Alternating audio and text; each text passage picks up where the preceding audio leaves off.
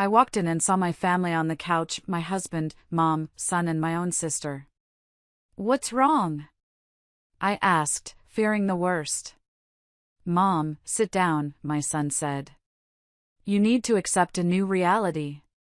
You're not in charge of this family anymore. Aunt Brenda. She makes Dad happier now." I was furious, they all knew. I left the room without a word. The next day, I had 118 missed calls when they realized the revenge I had prepared. "Hello there. Thank you for being here with me today. Please, make yourself comfortable. I'm going to tell you a story. It's my story. And it's not an easy one to tell, so I appreciate you lending me your time and your ear. Before I begin my story, I'd love to know which city you're joining us from. Please feel free to share in the comments. Now, let me take you into this story. You know, for the longest time, I thought I had it all. I really did. A life that wasn't flashy, not like the ones you see in the movies, but it was solid. It was real. It was the kind of life you build piece by piece, day by day, until you look around and think, this is it. This is good. I had a husband, Russell, who I'd been with for 30 years. 30 years. We met in college, two kids with more dreams than sense, and we built a life together from scratch.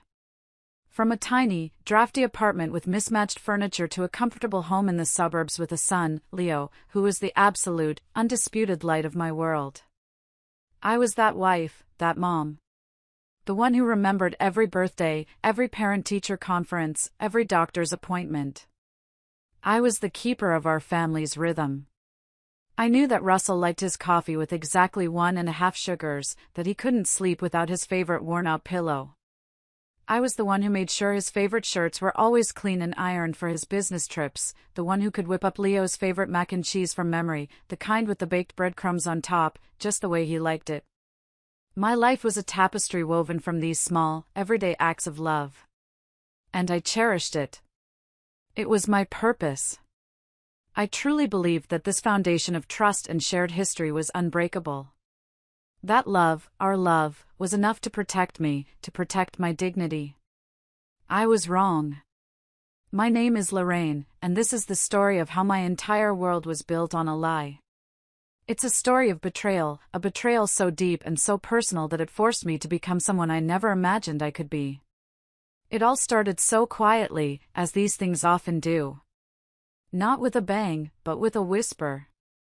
A little whisper of wrongness in a life that had always felt so right.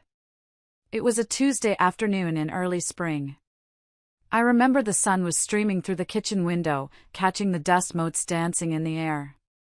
The faint smell of freshly cut grass drifted in from the neighbor's yard. It was a perfectly ordinary day.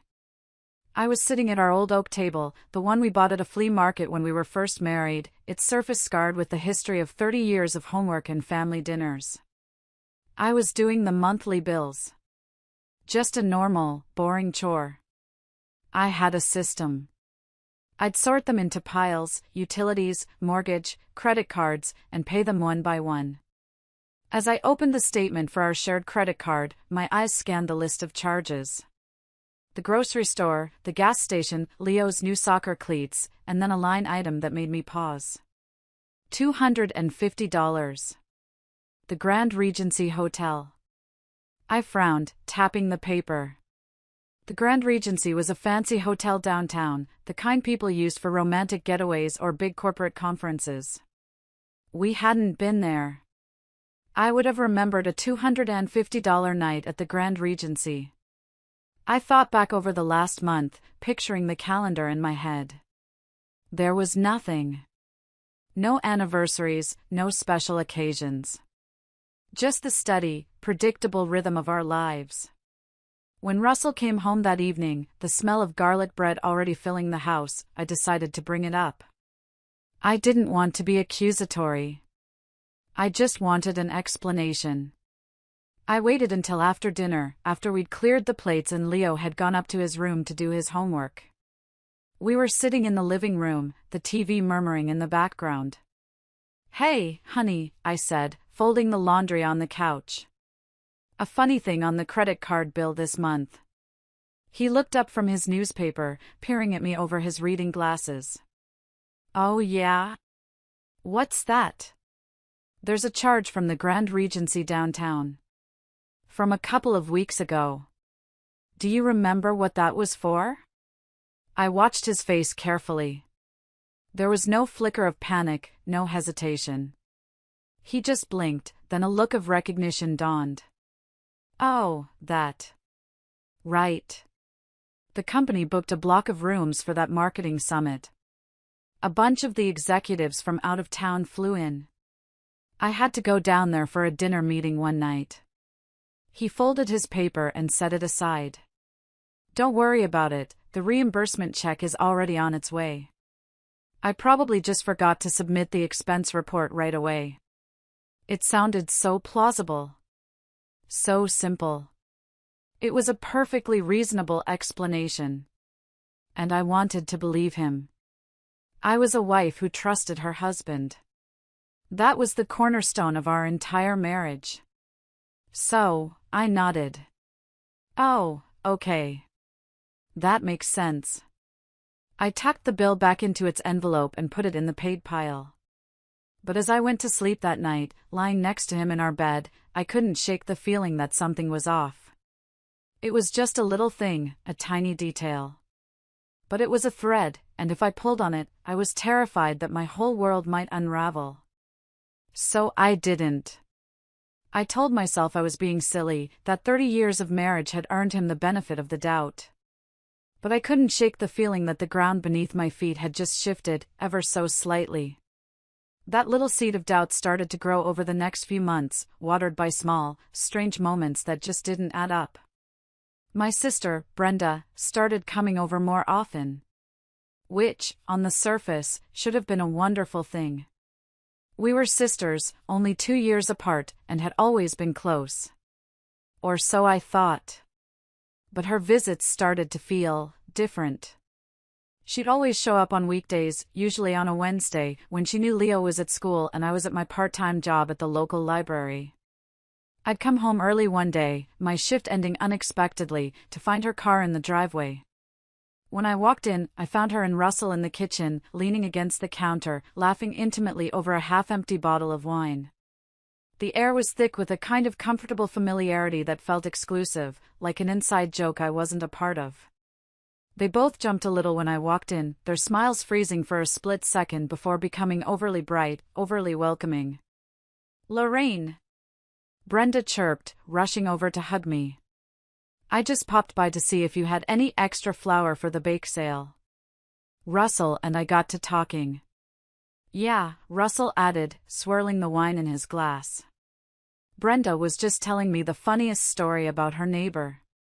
"You just missed it." I forced a smile, the hug feeling stiff and strange.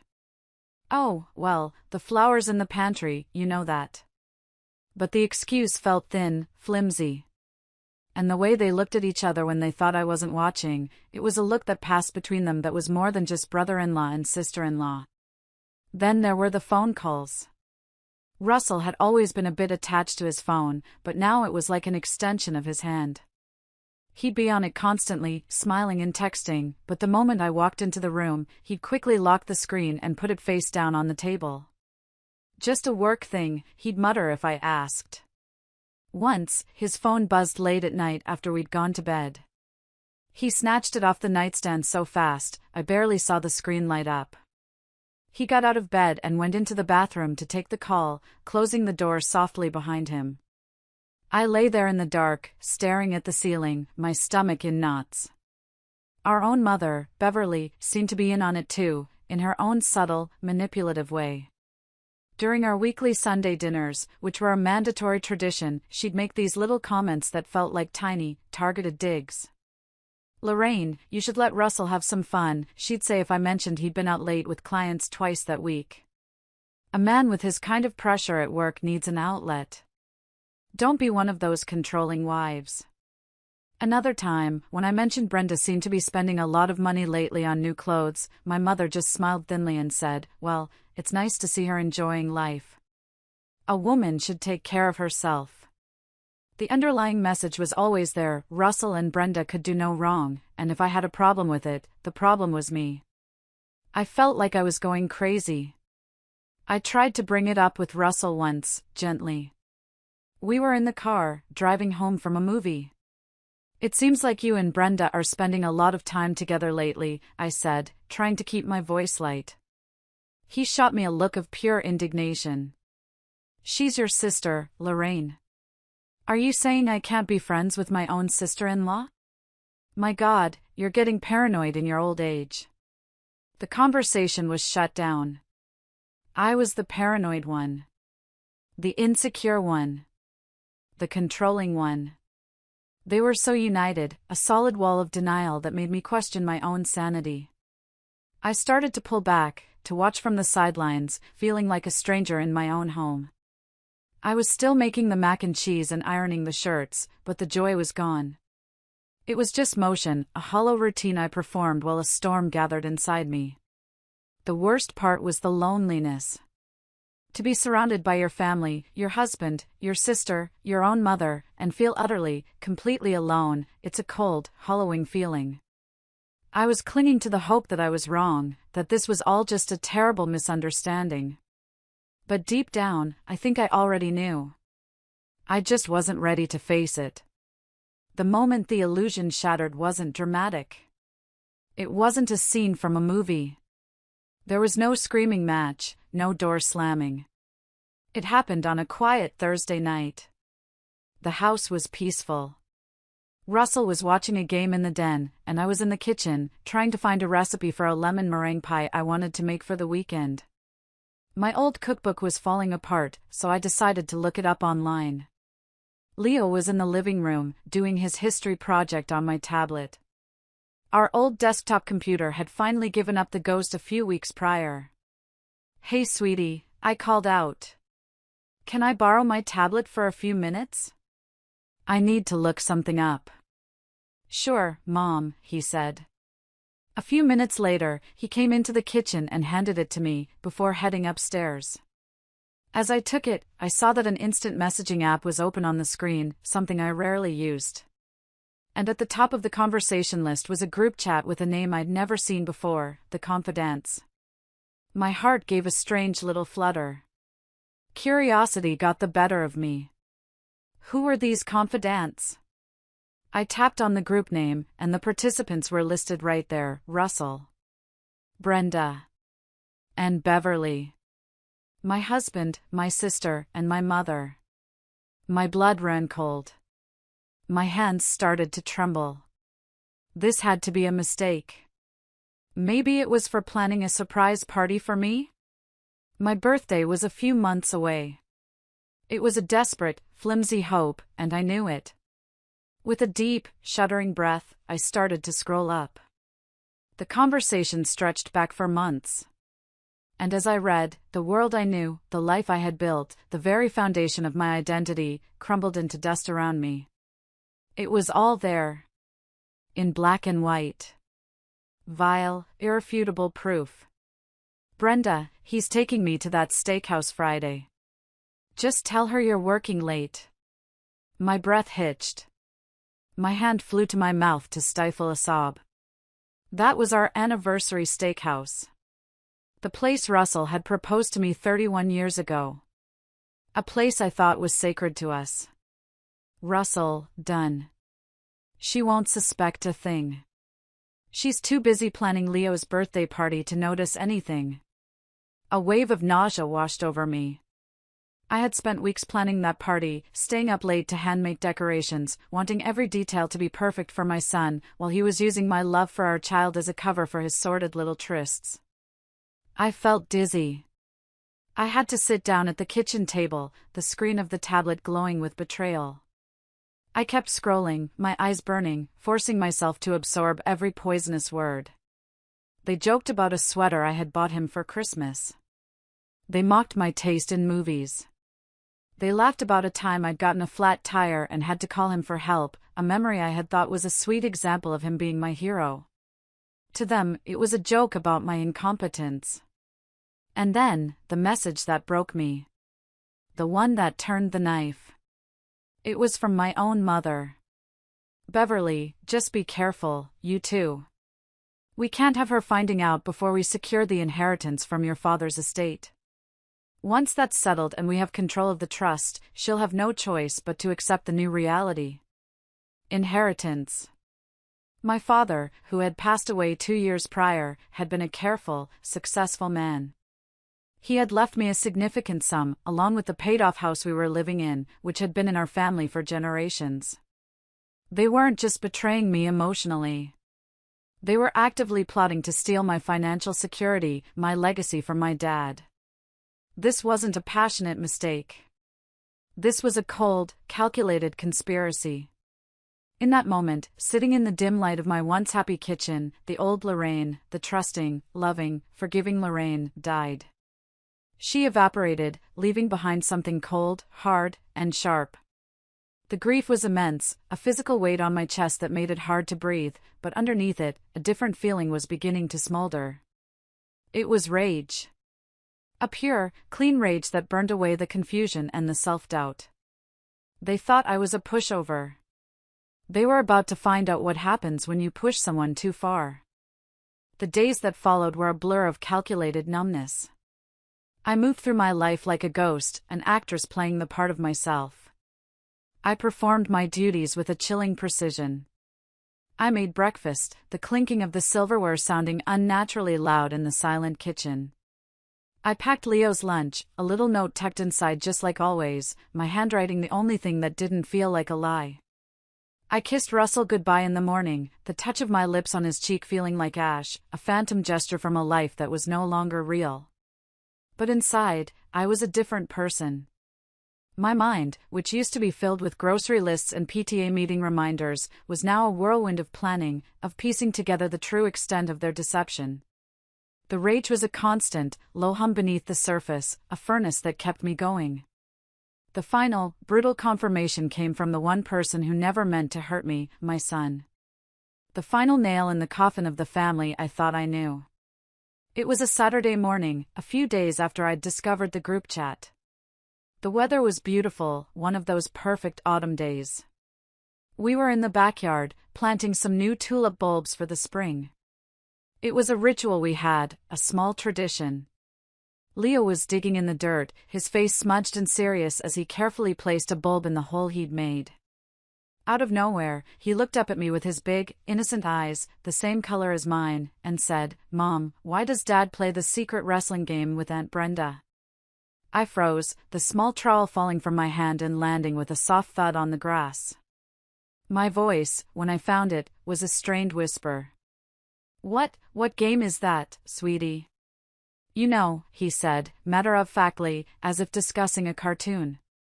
"The one they play in your bedroom when you're at work. They close the door and tell me to be quiet 'cause it's a grown-up game. Aunt Brenda says it's our little secret." My heart felt like it had been ripped from my chest and stomped into the dirt. They hadn't just done this behind my back. They had done it in my home, in my bed, with my child just rooms away. They had poisoned the sanctity of my home and tried to poison the innocence of my son, turning him into an unknowing accomplice in their sordid affair. Then he added the final, devastating detail. Aunt Brenda bought me that new Super Laser 5000 console, you know. She said it was a present for being so good at keeping secrets. The audacity of it, the sheer, calculated cruelty, was breathtaking. She had used a toy to bribe my son into silence, to make him a co-conspirator. That was it. That was the point of no return. The grief and the shock hardened into a diamond-hard resolve. I needed more than their messages. I needed proof that no one, not a judge, not a lawyer, not another family member, could ever deny. I needed to see it with my own eyes. That afternoon, while Russell was out playing golf and Brenda was supposedly at a yoga class, I drove to an electronics store on the other side of town. I walked through the aisles of sleek gadgets and giant televisions, my hands shaking slightly, feeling like a spy in a cheap movie. I eventually found what I was looking for in a section labeled Home Security, a tiny, motion-activated camera, cleverly disguised as a USB charger. It was small enough to be completely unnoticeable when plugged into the wall outlet next to my bedside table. An outlet that had a direct, clear view of my bed. My marriage bed. Buying it felt clandestine and dirty. I paid in cash, my heart pounding as the young clerk rang me up, half expecting him to ask what I needed it for. He didn't, of course. He was just a kid doing his job. Setting it up was one of the hardest things I've ever had to do. My hands felt clumsy, my heart hammered against my ribs. Every part of me screamed that this was wrong, that I shouldn't have to spy in my own home. This was the kind of thing that happened to other people on daytime TV shows. But the woman I was becoming knew it was necessary. This wasn't about saving my marriage anymore. It was about survival. It was about gathering the weapons I would need for the war that was coming. I didn't have to wait long. The very next day was a Wednesday, Brenda's usual day to pop by. I told Russell I was taking on an extra shift at the library, a lie that slipped off my tongue with terrifying ease. I needed an alibi, a reason to be gone for hours. Instead of going to the library, I drove to a nondescript coffee shop miles away from home, in a town where no one would know me. I chose a small table in the back corner, ordered a coffee I never intended to drink, and opened my laptop. My hands were slick with sweat as I connected my phone to the camera's live feed. And then, I waited. For 2 hours, I sat there, pretending to read, my stomach churning. Then, at 2:15 p.m., my phone buzzed with a motion detection alert. My breath caught in my throat. And I watched. I watched as my sister, Brenda, let herself into my house with a key I never knew she had. I watched as my husband greeted her in the foyer, not with a friendly hug, but with a deep, passionate kiss that seemed to go on forever. I watched as they made their way, laughing, his arm around her waist, into my bedroom. My bedroom. I should have turned it off. I should have thrown my laptop against the wall. But I couldn't. I sat there, in a public coffee shop with cheerful music playing in the background, and forced myself to witness the complete and utter desecration of my life. I watched them on my bed, the bed where I had slept for 30 years, the bed where my son had been conceived, the bed where I had cried myself to sleep for the past few weeks. And then I saw it. The final, intimate betrayal. The detail that would burn itself into my memory forever. Around Brenda's neck was a delicate gold locket. My grandmother's locket. My grandmother had given it to me on my 16th birthday, her hands trembling as she fastened it around my neck. It had gone missing years ago, and I had been heartbroken, searching the house for weeks, assuming I'd lost it forever. I watched, frozen, as Russell took the locket in his fingers. He opened it, revealing the tiny, faded photos of my parents on their wedding day inside. And he kissed it gently, right before he kissed my sister. He had stolen a piece of my history, a piece of my soul, and given it to her as a trophy. I didn't scream. I didn't cry. A strange, chilling calm settled over me. It was the calm of absolute certainty. There were no more doubts, no more questions. There was only the cold, hard truth. I reached out a steady hand and clicked record. I let the camera run for another 10 minutes, capturing more than enough undeniable evidence. Then I saved the video file to a secure cloud drive and to a separate USB stick. I packed up my laptop. I walked out of that coffee shop, leaving a full, cold cup of coffee on the table. The woman who had walked in there a few hours earlier was gone forever. In her place was a woman with a mission. They had treated me like a fool. They had laughed at my expense. Now, they were going to see what their fool was truly capable of. The game was on. And I was going to win. The next morning, I called in sick to the library. I told them I had a terrible migraine, which wasn't entirely a lie. The pressure behind my eyes was immense. But instead of staying in bed, I got dressed in the nicest suit I owned, a charcoal gray outfit I usually saved for weddings or funerals. It felt appropriate. This was, after all, the funeral of my marriage. I drove to the city. My destination was a tall, glass building with the names of a prestigious law firm etched in gold on the door. I had spent the entire night researching, fueled by coffee and rage, looking for the best, most ruthless divorce attorney I could find. Her name was Ms. Evelyn Davies, and her reputation preceded her. Online reviews called her the Shark. They said she was brilliant, relentless, and took no prisoners. She was exactly what I needed. I sat in the plush, silent waiting room of her office, feeling small and out of place among the expensive leather chairs and modern art. But when she walked out to greet me, a tall, imposing woman in her 50s with sharp eyes and an even sharper suit, I felt a flicker of strength. She didn't offer fake sympathy. She just shook my hand firmly and led me into her office. Her office overlooked the entire city, a view of power and control. I sat across from her at a polished mahogany desk, the city skyline behind her. "So, Mrs. Albright," she said, her voice crisp and clear. "Your call was urgent. Tell me what's going on." I didn't cry. I didn't get hysterical. The time for tears was over. I calmly opened my purse, took out a small, unlabeled USB drive, and slid it across her desk. "Before I say anything," I said, my voice steadier than I expected, "I need you to watch this." She raised a perfectly sculpted eyebrow, but she took the drive and plugged it into her computer. I didn't watch the screen.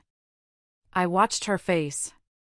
Her professional demeanor didn't crack, but I saw her jaw tighten almost imperceptibly.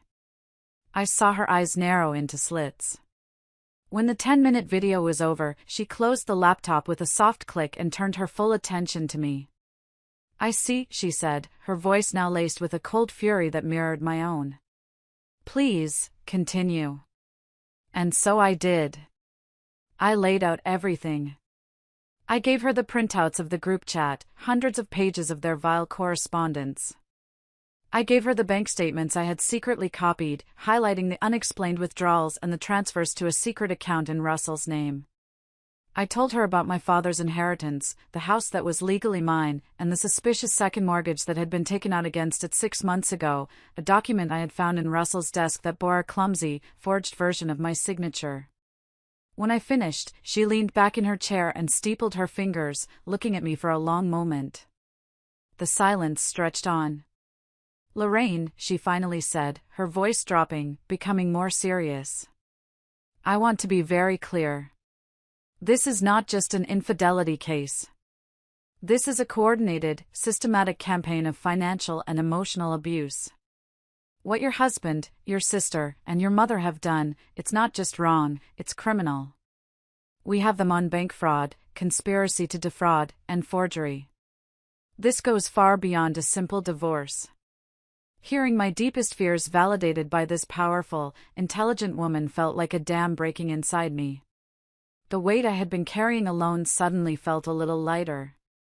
"I don't just want a divorce," I told her, the words tasting like metal in my mouth. "I want to take back everything they have stolen from me. My money, my house, my life. I want to make sure they can never do this to anyone ever again." Ms. Davies smiled, a thin, sharp smile that didn't quite reach her eyes. It was the smile of a shark that had just scented blood in the water. "Oh, we'll do more than that," she said. "We're going to dismantle their entire world. We will pursue this both in civil court for the divorce and the return of your assets, and I will be handing over a copy of this file to the district attorney's office. They will face criminal charges." We spent the next 2 hours mapping out a strategy. It was a two-pronged attack. The first prong was the silent, legal one. Ms. Davies and her team would begin the process of freezing assets and preparing a mountain of legal paperwork that would drop on them like an avalanche. The second prong was my own.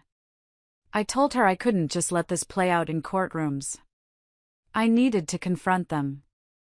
I needed to see the looks on their faces when their perfect, secret world came crashing down. And I knew the perfect place to do it. Our family had a tradition, a big Sunday dinner at my mother's house every month. It was their stage, the place where Beverly played the benevolent matriarch and they all reinforced their web of lies. It was supposed to be next week. It would be their last supper. I would be the one serving up justice. And it would be a dish best served cold. Ms. Davies, after a moment of consideration, agreed. A public confrontation with witnesses would make their denials in court all the more difficult.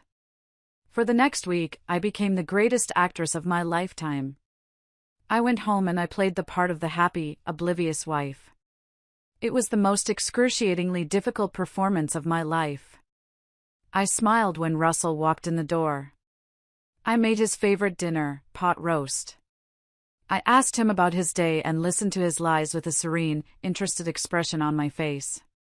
Inside, I was a coiled spring of rage and anticipation, but on the surface, I was a placid lake. Sharing a bed with him was the worst part. Lying there in the dark, feeling the warmth of his body next to mine, a body that had been with my sister just days before. I would wait until his breathing evened out into a deep sleep, and then I would slip out of bed and go downstairs. I'd sit in the dark kitchen with my laptop, going over the evidence again and again, feeding my rage, strengthening my resolve. I was like a general planning a battle, memorizing every detail of the enemy's weakness. Brenda called me twice that week, her voice dripping with the fake, cloying concern that I now saw for what it was. "Hey, sis. Just checking in. You've seemed a little quiet lately. Everything okay?" "Just tired from work," I'd reply, my voice smooth as silk. "Looking forward to Sunday dinner, though. It'll be nice for us all to be together." "Me too," she chirped, oblivious. "I'm making my famous apple crumble for dessert." The irony was so thick I could have choked on it. The plan for the dinner was simple but devastating. Ms. Davies had helped me prepare 4 packages. Each one was a thick manila envelope, and inside each was a curated collection of their crimes, tailored to the recipient. For Russell, there were screenshots of his most damning messages with Brenda, glossy 8x10 stills from the bedroom video, and bank statements showing money moved from our joint account to his secret one. For Brenda, there were her own incriminating messages, proof of her lavish spending, and a copy of the deed to my house showing the fraudulent loan taken out against it. And for my mother, Beverly, there were her messages orchestrating the entire affair, especially the parts about my inheritance and the college fund my father had set up for Leo, which they had been systematically draining. The 4th envelope was for Brenda's husband, Dale. It was the thinnest, but the most brutal. It contained only what he needed to know, proof of the affair and the theft from their son's education savings.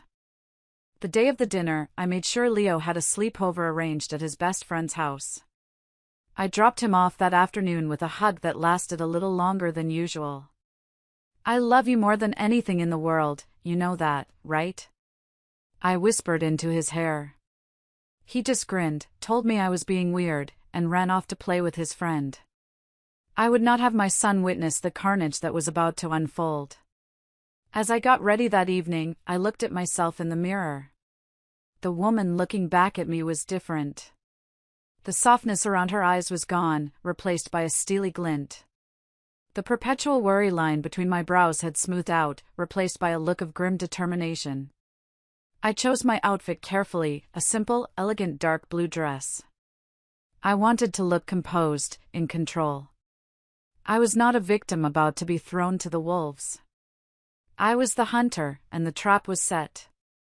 Tonight, the charade would end. Tonight, they would finally see the woman they had created. The drive to my mother's house felt surreal. The familiar streets of my childhood town looked different, colored by the new, harsh reality I was living in. Beverly's house was the epicenter of my family's life, a large, pristine colonial home with white columns and a perfectly manicured lawn. It always screamed wealth and good taste on the outside, but I now knew it was rotting from the inside out, a beautiful facade hiding a core of decay. When I walked in, the scene was disgustingly perfect. The smell of roast beef and rosemary filled the air. My mother, Beverly, greeted me at the door with a kiss on the cheek that felt like the touch of a snake. "Lorraine, darling. I'm so glad you could make it. You look lovely." Russell was already there, holding a glass of whiskey, laughing with Brenda's husband, Dale, a good, simple man who worked as a contractor and who had no idea he was living a lie, too. Brenda came out of the kitchen, wiping her hands on a frilly apron, playing the part of the dutiful daughter. "Lorraine! You look great," she chirped, her voice a little too high. She hugged me, a quick, brittle embrace, and I had to use every ounce of self-control not to recoil. I could feel the cold metal of my grandmother's locket through her thin sweater, resting against her skin. My locket! The rage inside me flared hot, but I pushed it down. Not yet. We all gathered in the dining room, around the huge mahogany table that had hosted 100 family celebrations, 100 Christmases, 100 lies. Dale was seated next to Brenda, and he reached for her hand, giving it a loving squeeze. My mother sat at the head of the table, beaming like a queen presiding over her court. Russell sat beside me, and at one point, he had the audacity to put his hand on my knee under the table and squeeze it affectionately. I wanted to be sick. I moved my leg away, and he gave me a slightly puzzled look. The conversation was light, meaningless, a symphony of hypocrisy. They talked about work, about the weather, about a new show on TV. All the while, I could feel the weight of the manila envelopes in my large handbag by my feet. My heart was pounding a steady, heavy drumbeat against my ribs, but my hands were perfectly still. I ate my roast beef. I complimented my mother on the gravy. I smiled at their jokes. I played my part one last time. Then, just as my mother was about to bring out Brenda's famous apple crumble for dessert, I cleared my throat. "Actually, before we have dessert," I said, my voice cutting through the cheerful chatter like a shard of glass. The room fell silent. Everyone turned to look at me, their forks halfway to their mouths. "I have something I'd like to share," I continued, my voice dangerously calm. "A little, family project I've been working on." I leaned down, my movements deliberate, and retrieved the envelopes from my bag. I stood up. The sound of my chair scraping against the hardwood floor seemed to echo in the room. I walked around the table, a grim reaper delivering judgment. I placed one envelope in front of Russell, one in front of Brenda, and one in front of my mother. Beverly looked at the thick, brown envelope, her eyes narrowing. "Lorraine, what is this? Some kind of joke?" "Go ahead," I said, my voice as cold and flat as a frozen lake. "Open them." The sound of paper tearing was deafening in the silent room. I stood at the end of the table and I watched their faces, one by one. I saw Russell's confident smirk falter as he pulled out the first page, a screenshot of him and Brenda kissing in my foyer. I saw his face drain of all color, turning a pasty, sickly white as he flipped through the glossy 8x10 stills from the bedroom camera. I saw Brenda's hand fly to her mouth, a choked gasp escaping her lips as she read her own treacherous words, her texts planning secret meetings, mocking me. I saw her eyes dart around the room like a trapped animal. And I saw my mother's regal composure shatter. Her face turned a mottled, ugly shade of red as she stared at the evidence of her conspiracy, the printouts detailing her plan to secure my inheritance.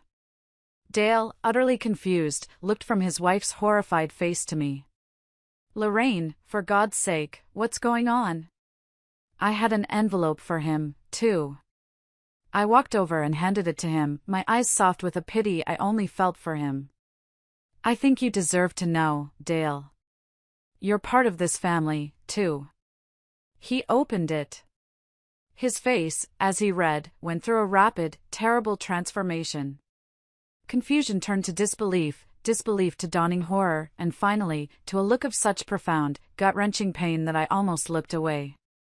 He looked at the bank statements, at the proof that the college fund he worked so hard to build for their son was nearly empty. The silence that followed was heavy, suffocating. It was the silence of utter ruin. Then, all hell broke loose. "What the hell is this?" Russell finally hissed, his voice a strangled whisper. He shoved the photos away from him as if they were contaminated. He looked at me, his eyes wide with a mixture of fear and fury. "Lorraine, why would you do this? This is private." "Do this?" I repeated, and a laugh, a harsh, bitter sound I didn't recognize as my own, escaped my lips. You mean expose your lies? You're cheating? The fact that you've been sleeping with my sister in my own bed? Was that private too? Or was it just my dignity that you didn't mind making public? Brenda started to sob, thick, theatrical tears that held no currency with me anymore. It's not what it looks like. You're twisting everything. We were just comforting each other. You've been so distant lately. Distant? I shot back, my voice rising. I've been distant? Or was I just busy running our home, raising our son, and managing the life that you were so busy blowing up behind my back? And am I twisting these bank records, Brenda? I pointed a trembling finger at the papers. Am I twisting the fraudulent loan you and Mom took out on my house? The house my father left to me? That's when Dale finally spoke. He held up a single piece of paper, his hand shaking violently. He looked at Brenda, his voice cracking with a pain that was awful to witness. The college fund, Brenda? You took the money we saved for Michael's future? For his education? Brenda just stared at him, her face a mask of guilt, unable to speak. You told me the market was down, he whispered, the realization dawning on him. You lied to me for months. My mother, Beverly, finally found her voice. She slammed her hand on the table, the silverware rattling. How dare you, she shrieked, her face contorted with rage, pointing a jeweled finger at me. You come into my house, on a Sunday, and you try to tear this family apart. After everything we've done for you. Everything you've done for me? I said, stepping toward her, my voice low and dangerous. You mean everything you've done to me? You plotted with them. You encouraged this. You, my own mother, helped them plan how to steal my inheritance. You ungrateful little witch, she spat, her mask of sophistication gone, revealing the ugly face beneath. Russell deserved to be happy. Brenda deserved to be happy. You were always so dull. So predictable. Always playing the martyr. You should have been grateful he stayed with you as long as he did. Her words were meant to cut me, and they did. But they also did something else. They severed the very last thread of any lingering love or obligation I felt for her. She wasn't my mother. She was a monster wrapped in a cashmere sweater. I was a good wife. I was a good daughter. I was a good sister, I said, my voice trembling with a fury I had held in for weeks. And you took my love and my trust and you used it as a weapon against me. You laughed at me in your secret little chat group. You called me a pushover.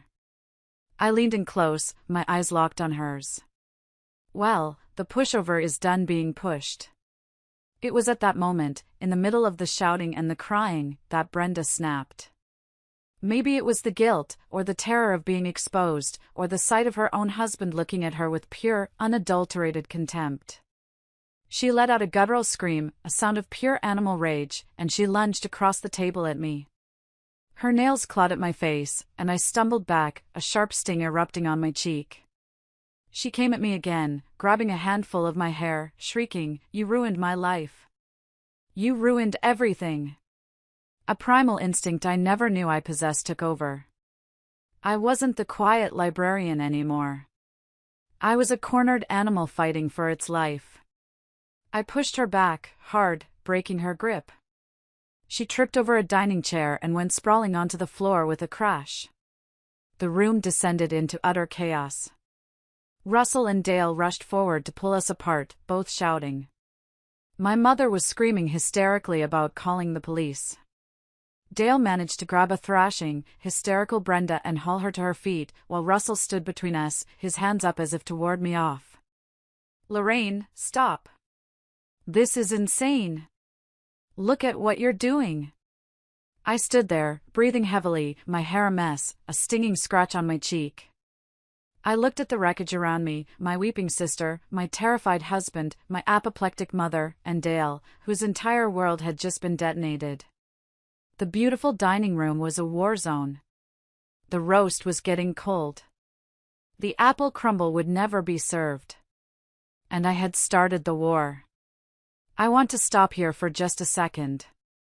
If you're still listening, if you've followed me this far into the darkest night of my life, I need to ask you for a small favor. Please help me out by liking this video and commenting the number 1 down below. That way, I'll know you gave me a like, and I'll know you're right here with me on this journey. Hearing what came next, it's not easy. But your support means the world to me and gives me the strength to keep going. Please, comment with a number 1, and then listen to the rest of my story. In the ringing silence that followed the fight, the only sound was Brenda's ragged sobbing. My mother was the first to recover. She fumbled for her phone, her hands shaking with rage. "That's it. I'm calling the police. I'm having you arrested for assault. I saw you push her." I just looked at her. I felt nothing. No fear, no panic. Just a cold, clear certainty. I was 10 steps ahead of them. "Go ahead, Mom," I said, my voice calm. "Call them. I'm sure they'll be very interested in this envelope right here." I picked up her packet of evidence from the table and waved it gently. "It's got everything. The conspiracy to commit fraud, the forged signatures on the loan documents. Wire fraud is a federal offense, you know." I had a very interesting chat with my lawyer, Ms. Davies. She was very clear on the potential legal ramifications. "I'm sure the DA will have a field day with your family-only group chat. I might get a slap on the wrist for tonight, for defending myself. But you? You 3 are looking at prison time." I watched the color drain from her face. Her hand, holding the phone, slowly lowered to her side. The word lawyer had hit its mark. She knew I had her. They were all trapped in the web they had so carefully woven for me. I stood up straight and pulled my dress back into place. I felt a strange sense of power, of clarity. For the first time in my life, I was the one in control. I looked at each of them, my voice leaving no room for argument. "Here's what's going to happen," I began, addressing the room like a CEO at a hostile takeover. "Russell, my lawyer will be serving you with divorce papers tomorrow morning at your office. Don't bother coming back to the house. I've already had the locks changed this afternoon while you were here." His mouth opened and closed like a fish. "You can't do that. Half of that is mine." "Actually, it's not," I said coldly. "The house was part of my inheritance.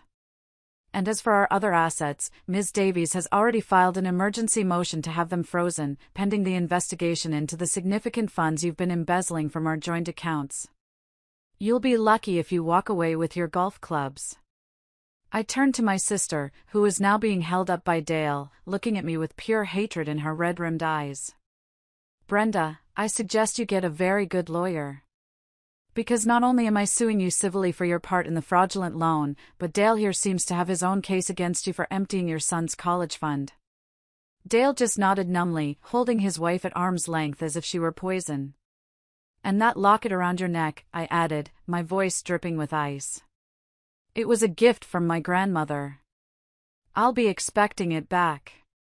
Finally, I turned to my mother. She looked shrunken, defeated. "And you," I said, my voice dropping to a whisper. "You will never see your grandson again. You will not call him. You will not send him gifts. He will not be a part of your toxic world. You are dead to him, and you are dead to me. You made your choice." I didn't wait for a response. I picked up my handbag, turned my back on the ruins of my family, and walked out of that house without a single look back. I got in my car, and as I drove away into the cool night air, I didn't cry. I felt free. The war had just begun, but I had already won the most important battle. I had won myself back. The weeks that followed were a whirlwind of legal proceedings. Ms. Davies was, in a word, magnificent. She was a general, and I was her soldier. We had daily calls.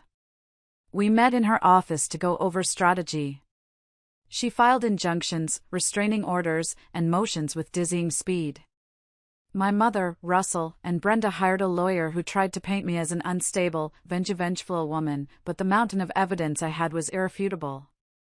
The video, the texts, the bank records, the forged signature confirmed by a handwriting expert, they told a story that no lawyer could spin. Dale, true to his word, filed for divorce from Brenda. He ended up being my strongest ally. He provided his own financial records which uncovered even more of Brenda's deceptions.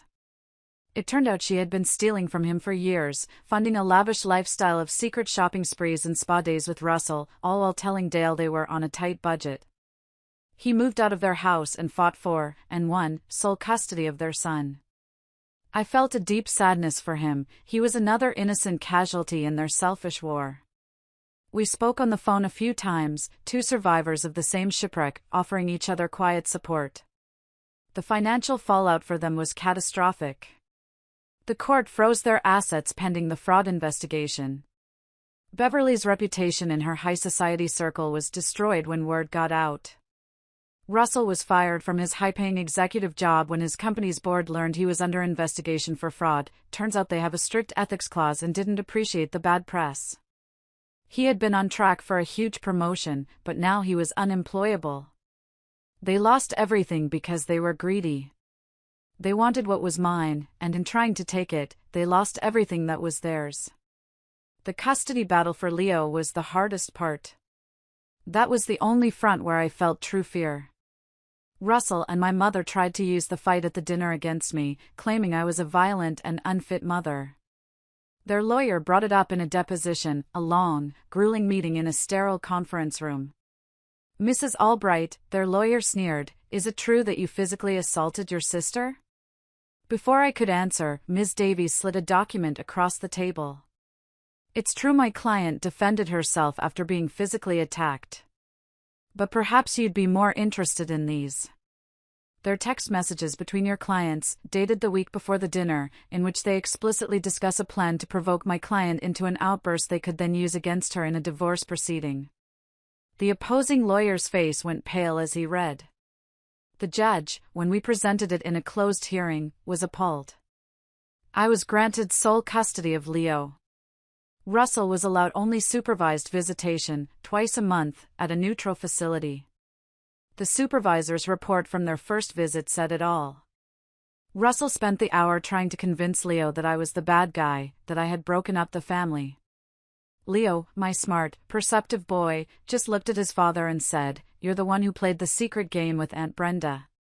Mom didn't do anything wrong."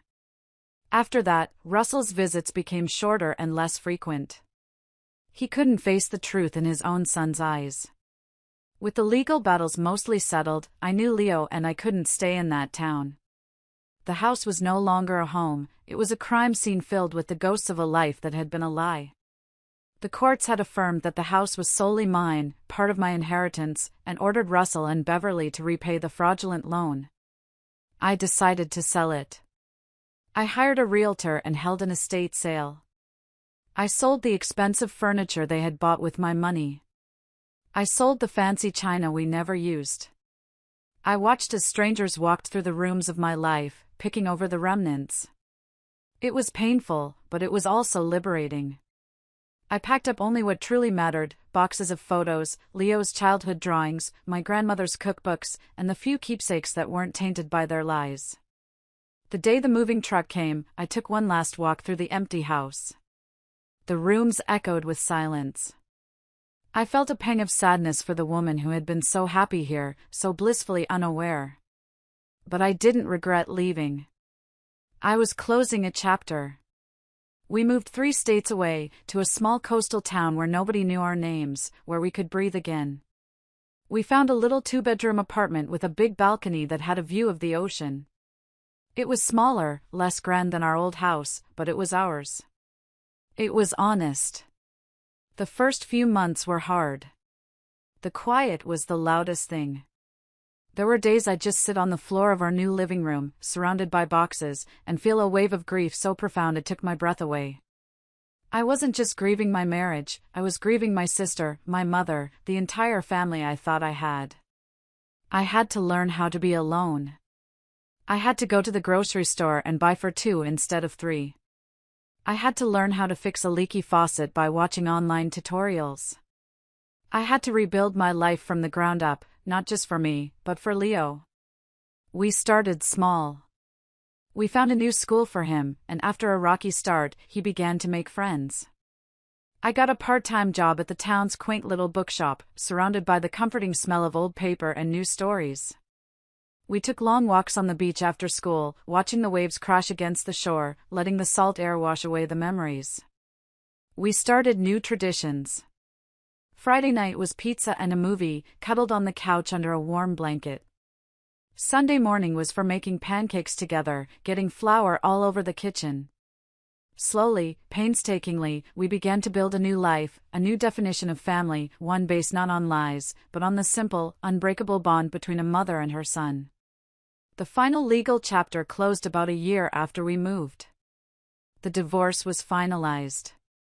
The court awarded me a significant settlement, recovering almost all the money they had stolen over the years from my inheritance and our joint savings. The criminal case also concluded. Facing overwhelming evidence, Beverly and Brenda took a plea bargain to avoid prison time. They received hefty fines, community service, and long-term probation. I heard through a distant cousin who called to check on me that my mother had to sell her big, beautiful house to pay the legal fees. Brenda was working as a cashier at a grocery store. Russell, unable to find work in his field, was living in a cheap apartment an hour away, drowning in debt.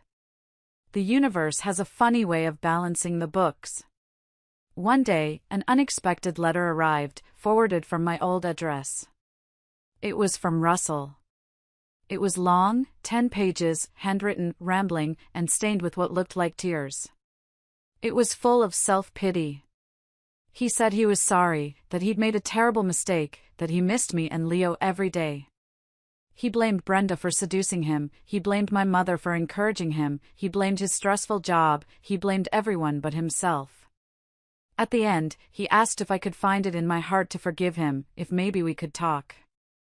I read the letter once, standing on my small balcony, the ocean breeze ruffling my hair. Then I walked back inside, found a pair of scissors, and methodically cut the letter into tiny little pieces. I walked back out to the balcony, opened my hand, and let the ocean breeze carry the confetti of his excuses away, scattering them over the waves until they were gone. Forgiveness? Maybe one day. But forgiveness is for my own peace, not for his absolution. He hadn't earned it. My life isn't perfect now. There are still scars.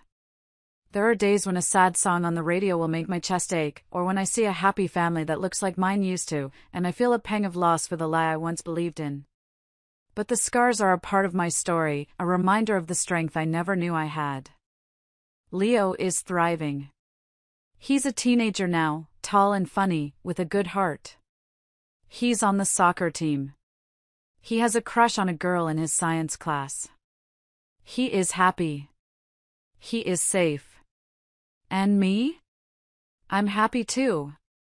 I've found a quiet, simple joy that I never knew when I was living in that big, beautiful house full of secrets. I have friends from the book club at the shop. I'm taking a pottery class.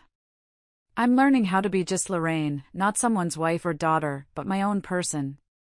Sometimes, when I'm at the bookshop, a customer will come in looking for a story with a happy ending. I always smile, because I finally have one of my own. It's not a fairy tale ending, not the one I would have written for myself all those years ago. But it's a real one. It's the story of a woman who was pushed to the edge and found out that she could fly. Thank you for listening. Thank you for being here with me.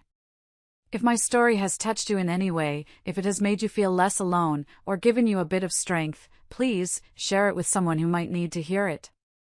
You never know whose life you might touch. Take care of yourselves, and never, ever let anyone make you feel like you're less than you are. You are stronger than you know.